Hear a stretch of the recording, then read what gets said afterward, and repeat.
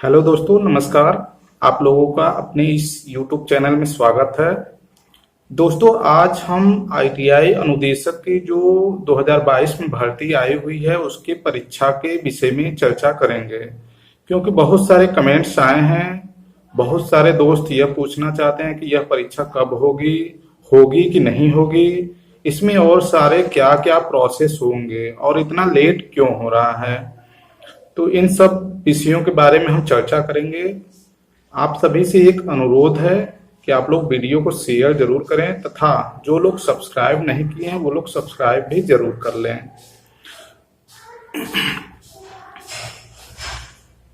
तो चलिए अब चर्चा करते हैं कि यह परीक्षा कब होगी और बहुत सारे जो स्टूडेंट्स हैं उनके भी डाउट्स को दूर करते हैं।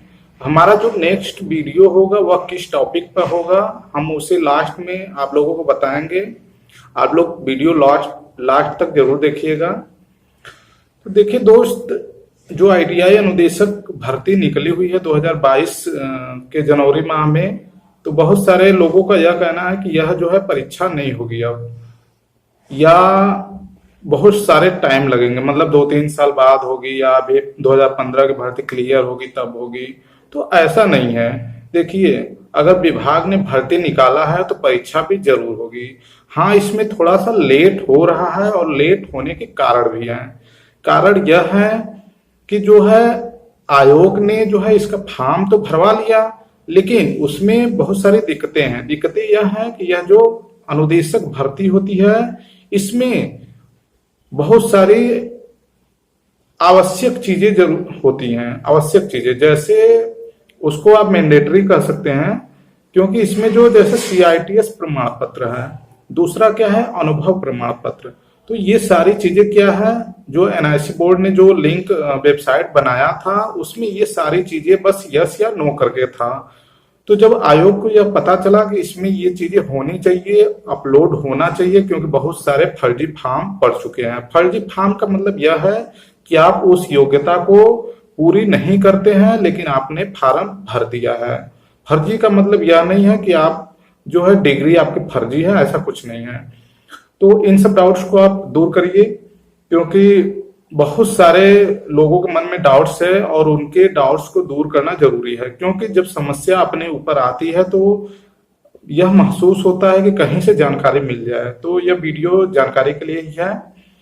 तो देखिए, यह जो भर्ती प्रक्रिया है सीआईटीएस और अनुभव प्रमाण पर अपलोड करने के बारे में, तो जैसा कि 16 अगस्त को सभी साथी गए थे लखनऊ, तो वहां पर जो मीटिंग वगैरह हुई, जो अधिकारी वगैरह से बात हुई, वहां पे वो लोग बोले थे कि जो है सीआईटीएस प्रमाण पत्र अपलोड कराया जाएगा। लेकिन उसमें जो छात्र थे उनके द्वारा यह बताया गया कि उसमें अनुभव प्रमाण पत्र भी जरूरी हुआ और अधिकारियों से बातचीत करके यह निर्णय किया गया कि अनुभव प्रमाण पत्र भी अपलोड कराना जरूरी है। तो जिसके लिए लिंक जनरेट किया जा रहा है, लेकिन अभी तक जनरेट नहीं हुआ, क्योंकि आप जान सकते हैं कि यह सरकारी काम है। इसमें सिर्फ वर्बली रूप से कह देने से कोई चीज लिंक एक्टिवेट नहीं हो सकता है। इसमें उनके अधिकारियों के सिग्नेचर चाहिए, सारे आदेश पारित होते हैं। क्योंकि अगर सिर्फ वर्बली रूप से यह चीजें हो जाती तो शायद 2-4-10 दिनों में यह परीक्षा करा दी जाती, लेकिन अभी इसमें आदेश की जरूरत होती है। क्योंकि आदेश इसलिए होता है कि भविष्य में कोई दिक्कत ना आए। तो जैसा कि अब ज्यादा लेट ना करते हुए हम चर्चा करेंगे कि यह परीक्षा कब तक हो सकती है। जैसा कि आप सभी को जानकारी है कि आज 4 सितंबर है। अगर 10 सितंबर तक भी नोटिस निकल जाता है और लिंक एक्टिवेट करा लिया जाता है, तो वहां पर बताया गया था कि 21 दिन के लिए लिंक एक्टिवेट किया जाएगा। तो आज जो है इस महीने में वनली 26 डेज, मतलब 26 दिन बचा हुआ है। तो अगर 10 सितंबर के पहले कोई नोटिस जारी हो जाती है तो हम यह मान के चलते हैं कि सितंबर महीना जो है सिर्फ अपलोडिंग का कार्य किया जाएगा। अब बात तो हो गई अपलोडिंग, हो सकता है सितंबर महीना चले या अक्टूबर महीना फर्स्ट वीक वगैरह ये भी हो जाए। अगर ये चीजें समय सही समय पर होती हैं तब। ऐसा आप लोग मत सोचिएगा कि ये चीजें मैं कह रहा हूं कि इसी महीने में होगा, ऐसा कुछ नहीं है। ये आप लोगों के प्रयास के ऊपर है कि आप लोग कितना ट्वीट करते हैं, अधिकारियों तक अपनी बात पहुंचाते हैं, क्योंकि बहुत सारे जो छात्र हैं वो सिर्फ इस उलझन में अभी बझे हुए हैं कि हमारा जो है सीआईटीएस प्रमाण पत्र में पासिंग मार्क कितना है, उसमें डेट्स कितना है, क्योंकि ये सारे कमेंट्स आ रहे हैं मेरे वीडियो पे। बहुत सारे अनुभव प्रमाण पत्र को लेकर के डाउट्स हैं कि उसमें फॉर्मेट क्या होगा, उसमें क्या क्या चीजें लिखी होंगी। तो आपको बता दो ये भी चीजें कि अभी आयोग के द्वारा कोई भी फॉर्मेट जारी नहीं किया गया है, और आप लोग ज्यादा अपने माइंड को संदेह में मत लाइए, क्योंकि फॉर्मेट जो भी होगा वो चीजें नियमावली या नोटिफिकेशन में बता दिया गया है कि आपको सिर्फ पद का नाम लिखना है, सैलरी लिखना है, और आपका डिटेल जो होगा वो लिखना है। और अगर औद्योगिक रूप से है तो आप वहां पर टीन टैन नंबर लिखवा सकते हैं। ज्यादा चीजें जरूरी नहीं है, उसमें जो चीजें बस दी हुई है वही चीजें आप लिखवा लीजिए। अगर आप आईटीआई से बनवाते हैं तो आईटीआई का नाम होना चाहिए, अपना नाम, और जो पद है, और सैलरी। सैलरी जैसा कि मैंने पिछला वीडियो बनाया था कि उसमें बहुत सारे लोगों को सैलरी को लेके दिक्कत है। अगर देखिए आपका अगर सैलरी नहीं लिखाता है तो आप वहां से सैलरी स्लिप मांग सकते हैं। अगर आप जॉब किए हुए हैं तो आप मांग सकते हैं। अगर नहीं भी कुछ हो पाता है तो आप परेशान मत होइए, जो चीजें होगा वो तो आगे देखा जाएगा। ये चीजें पहले आने तो दीजिए, अभी से क्यों आप लोग परेशान होते हैं। तो देखिए ये हो गया कि अभी जो सितंबर महीना अगर अपलोडिंग का चीज चलता है तो इसके सितंबर या अक्टूबर फर्स्ट वीक तक हम मान के चलते हैं कि ये अपलोडिंग का काम चलेगा। उसके बाद अक्टूबर महीने में 15 से 16 अक्टूबर को पेड सेकेंड का जो है वो एग्जाम शेड्यूल किया गया है। तो आयोग जो है उसमें भी बिजी होगा, क्योंकि 37 लाख फॉर्म पड़े हुए हैं। तो अपना ध्यान जो है ये अपलोडिंग इधर चलेगा। इसके बाद जो है आयोग जो है मेन फोकस उसका होगा पेड सेकेंड एग्जाम की तरफ। जैसे ही पेड सेकेंड एग्जाम खत्म होगा, लेखपाल के जो आंसर के मतलब आंसर की तो जारी हो गया है, जो उसके कॉपी जो चेक होंगे उस पर, और इसकी शॉर्ट लिस्टिंग प्रक्रिया जो है उस पर कार्य करेगा। तो हम मान के चलते हैं कि अक्टूबर और फर्स्ट वीक ऑफ नवंबर, इसमें जो है एक महीना, कम से कम इसको एक महीना चाहिए। ये शॉर्ट लिस्टिंग करेगा, उसमें डाटा मिलाएगा कि सही है कि नहीं।